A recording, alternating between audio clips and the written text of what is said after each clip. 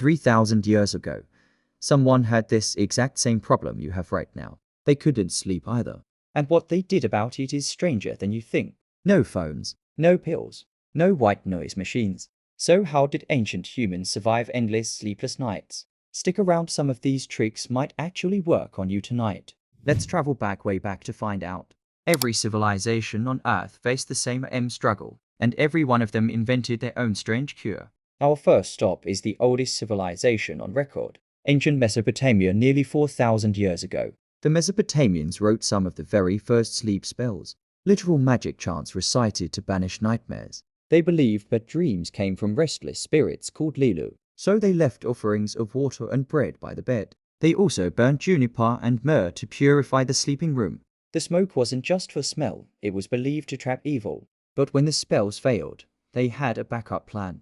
Poppy extract, one of the earliest sleep aids in history. It worked. A little too well, historians say. Next stop, a civilization obsessed with the afterlife. Ancient Egypt, over 3,000 years ago. The Egyptians prayed to Bastet, protector of the home at night. They slept on carved headrests believed to keep evil spirits away. Comfortable? Not exactly. Spiritually protected? Apparently, yes. Amulets of the Eye of Horus guarded against nightmares. Herbal oils like chamomile and lotus were rubbed on the skin. Chamomile calmed the nerves, the same reason we drink its tea today. Egyptian dream books recorded meanings for hundreds of dream symbols. If you dreamed of snakes, they believed change was coming. To them, sleep was a doorway, not just a rest. Now to ancient Greece, where sleep had its own god. Hypnos, god of sleep, lived in a cave with no sunlight at all. Poppies grew at his cave entrance, sleep and the flower, forever linked. Hypnos' son Morpheus was said to shape the very dreams you saw. The sick and sleepless traveled to temples of Asclepius, god of healing. This ritual was called incubation, sleeping inside the temple on purpose. They believed the god would visit in a dream and offer a cure. Priests then interpreted the dream the next morning for a fee. Diluted wine was also common, just enough to relax, not overdo it. And yes, some Greeks really did try counting stars to fall asleep. Next, the Romans, who had a secret nobody talks about anymore. Most people before the 1800s didn't sleep in one straight block. Historians call it biophysic sleep to sleeps, with a break in between. After first sleep, people woke for an hour or two completely on purpose. This waking hour was used to pray, chat, or even visit neighbors. Some wrote letters or reflected quietly on the day. Then came second sleep, deeper rest until sunrise. This pattern lasted centuries, until artificial light changed everything. Once lamps and cities got brighter, the two sleep habit slowly vanished. Some sleep experts think we lost something valuable along the way. Let's head east now, to ancient China. Taoist tradition linked sleep directly to the body's energy, or qi. Feng shui rules were strict: never sleep facing the bedroom door. Beds were also kept away from windows, to avoid restless energy. Herbal teas made from jujube seed were used to calm the mind. Acupressure points on the wrist were pressed to relieve insomnia. Slow breathing exercises were paired with gentle stretching before bed. Mirrors facing the bed were considered bad luck for restful sleep, so they were turned away or covered completely at night.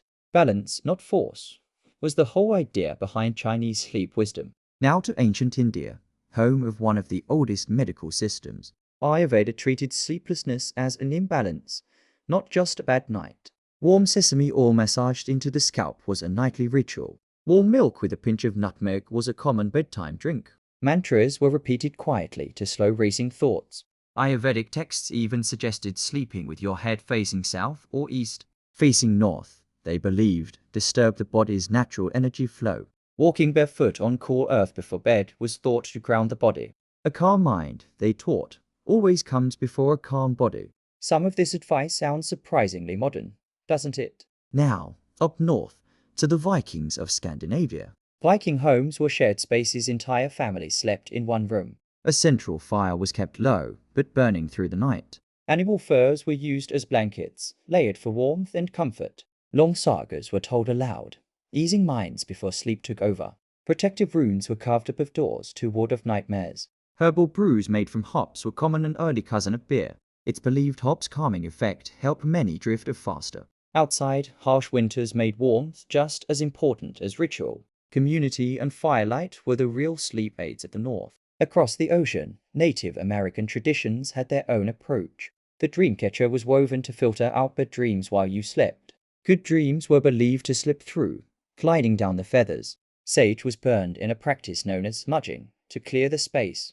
The smoke was meant to cleanse both the room and the mind. Steady drumming mimicked a heartbeat, helping the body relax. Some tribes used lullabies passed down through generations of families. Stories about the stars connected sleep to the wider universe above. It wasn't just about rest, it was about protection through the night. And many said they woke feeling lighter, calmer, safer.